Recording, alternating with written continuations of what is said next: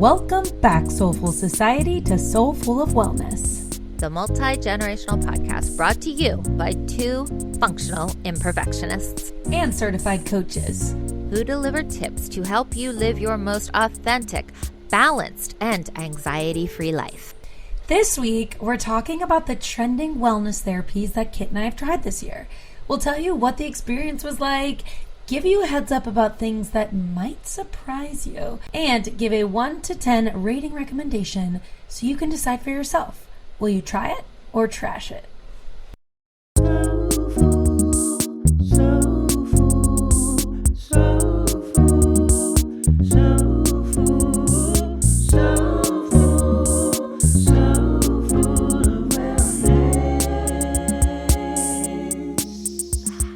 Thanks for being with us for another week of wellness goodness.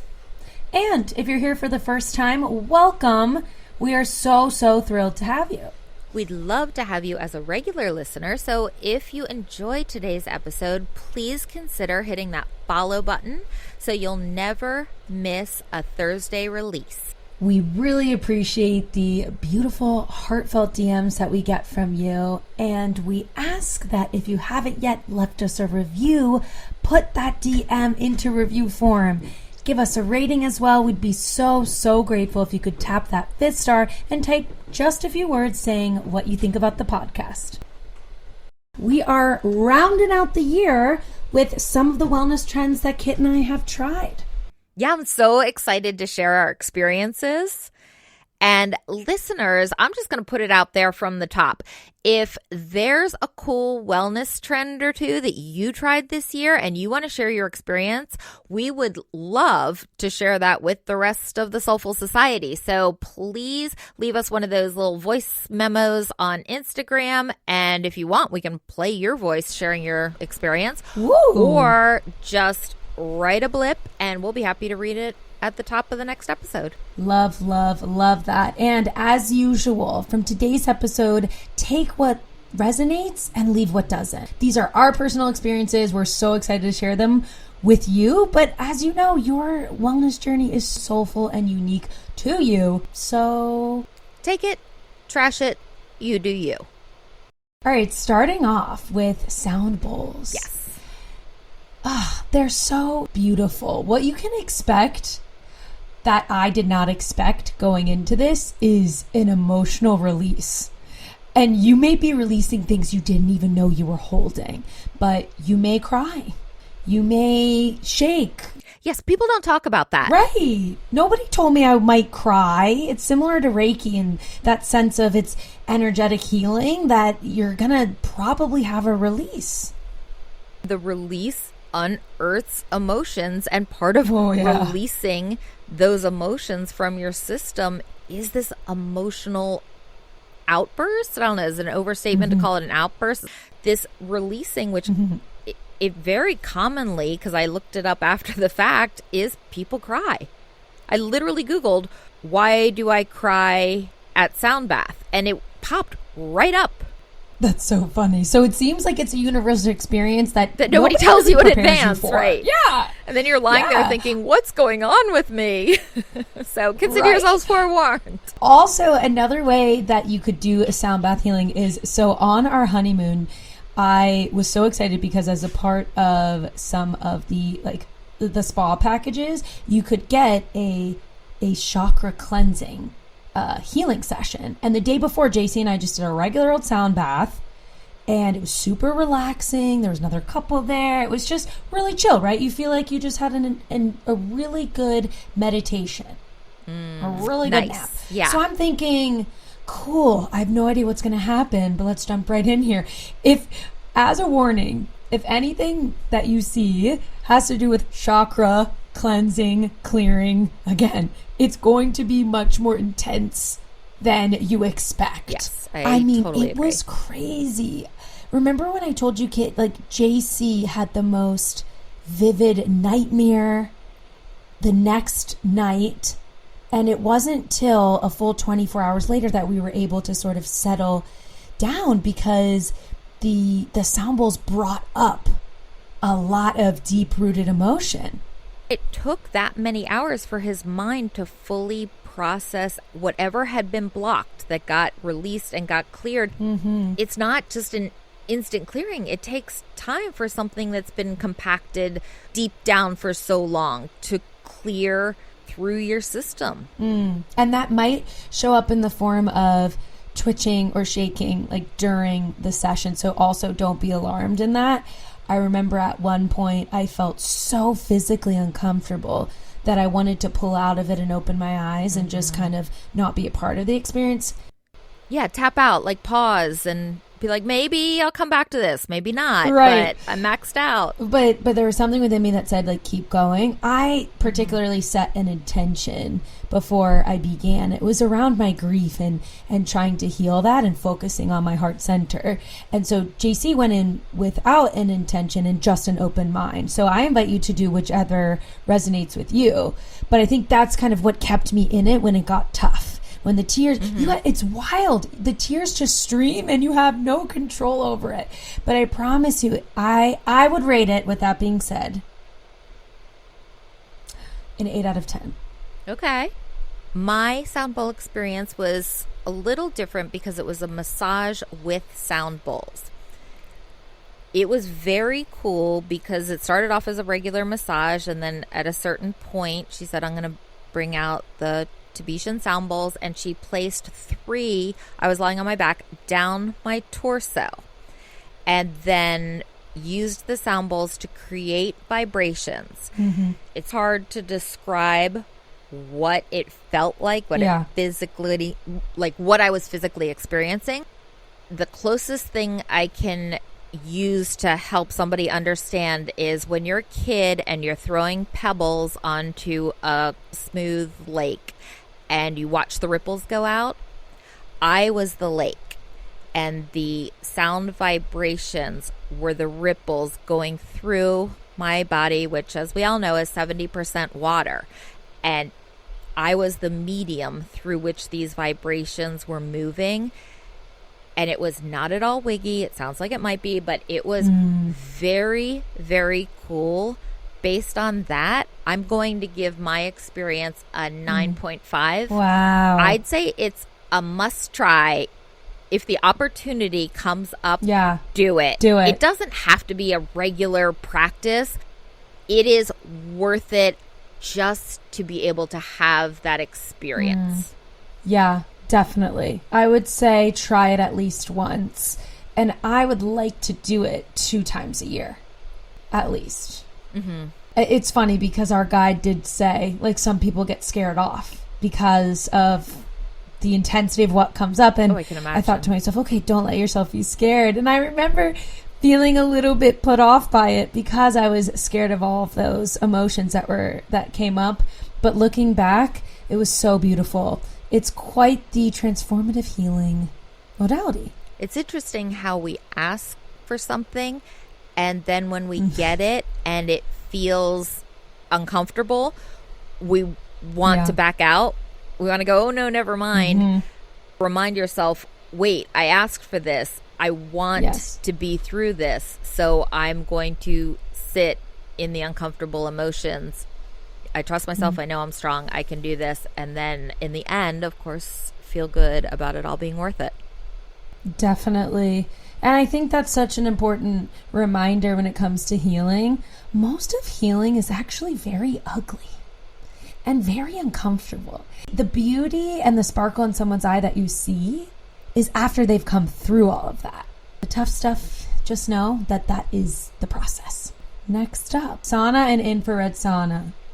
Okay, this has become our new, like, BFF date that Kit and I do. We go to the sauna once a week, and we've aimed to stay in there for 30 minutes, but neither of us have our phones or watch or anything.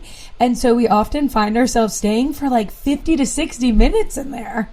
The first time, I knew we had our goal of 30 minutes. I didn't have high hopes that we were actually going to hit it, but I was going to be okay with that. I just thought, we got to start somewhere.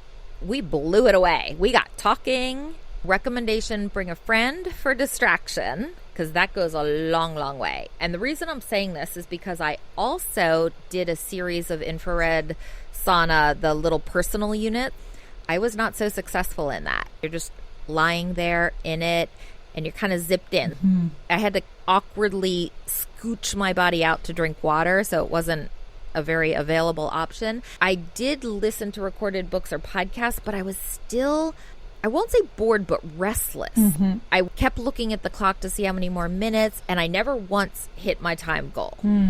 But then going into the sauna with you, having each other there to talk and distract, and being able to drink water the entire time made it such a better experience. What would you rate the sauna for a recommendation? People love them, so I feel bad giving it a bad score, but the infrared sauna, it just wasn't for me.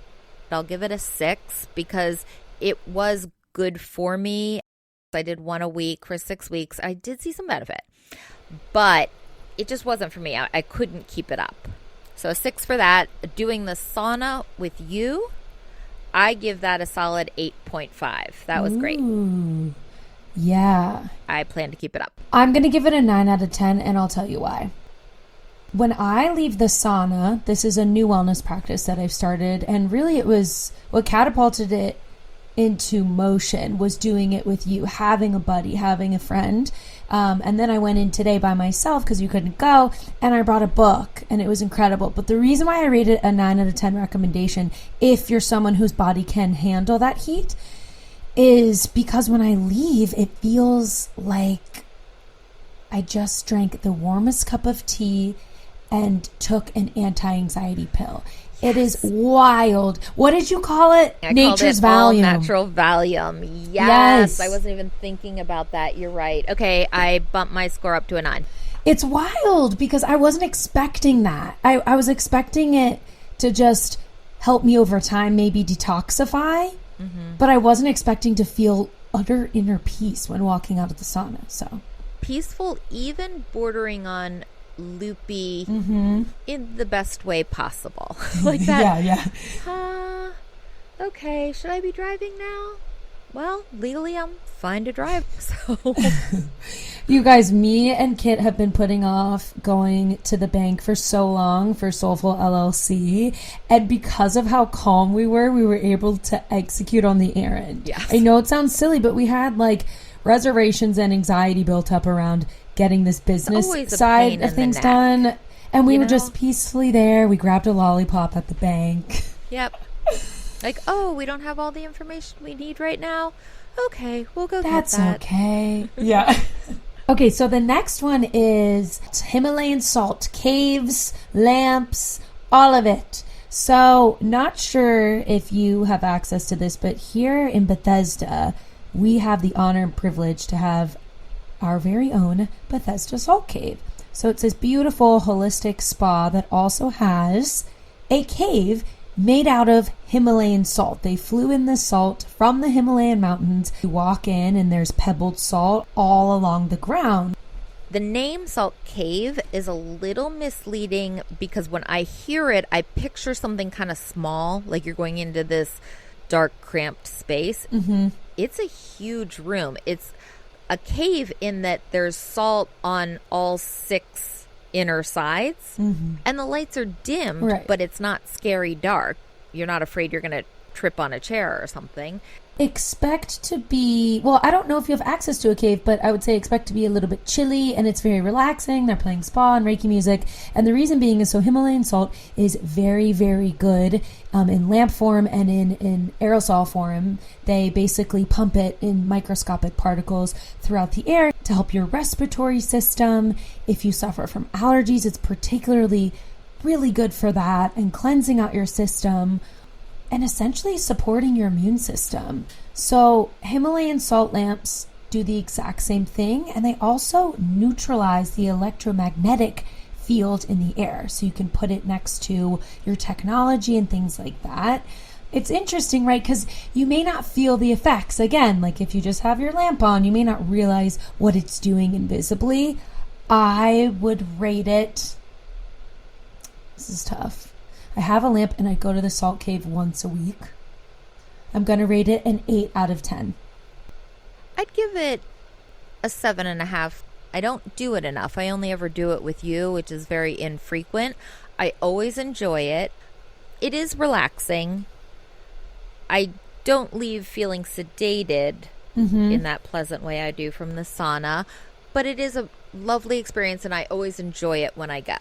Yeah, and I would say 8, I would recommend getting a lamp or one of the diffusers that diffuses the salt into the air if you particularly suffer from allergies or are immunocompromised or are likely to get sick, like let's say in the wintertime. It's also very aesthetically pleasing, and it's just a cool piece of art that also doubles as a lamp, that doubles as an air purifier. Home decor that aids your wellness. Exactly. All right, I had my first ever visit to a sensory deprivation float tank this year. So what it is, it's a tank filled with 300 milliliters of Epsom salts and water that is heated to the outside skin temperature, your outer skin layer. Basically, you feel nothing is the gist of that. It's soundproof, it's dark, the high salt concentration makes it easy to float, like being on the Dead Sea, where I've never been, but I've heard. You just float along there with no effort at all. It's usually an hour you're in there. The sensory deprivation experience encourages you to go into this very relaxed state, and it improves your circulation, your mental health. All the salts in the solution help with stress relief and help dull your aches and pains. Floating therapy scares me, and I'm not even claustrophobic, but what was it like being in there with no light, nothing, door closed, floating, alone? Excellent question. If you have any kind of claustrophobia issues, don't know that this would be for you. Skip it. The tank is bigger than your body, but not by much. I could not touch my head and not touch my feet, but it was close. I think a 6-foot person, I don't know, I think you'd be touching. And every now and then I'd kind of bump into one side or the other. There isn't much room between when I'm lying with my arms at my sides and the two sides.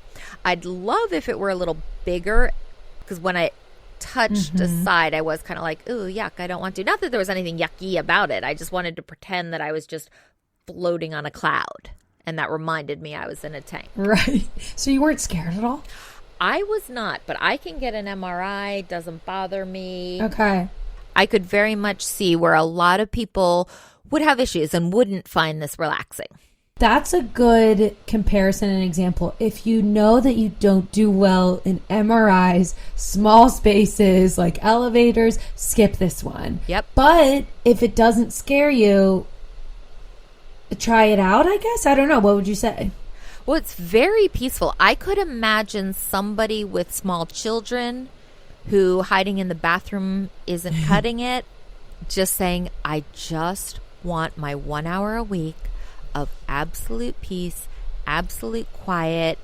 You think of things, these thoughts unearth while you're floating there, but you can't jot them down or anything, which is kind of nice in a way. It's freeing because you're like, I'm going to let that thought go. If it's important enough, it'll come back to me later. If it doesn't, oh well.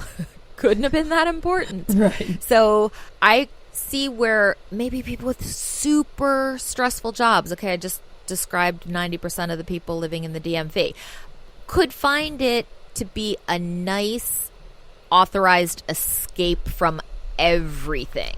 So with that being said, what would you rate it? I rated an 8.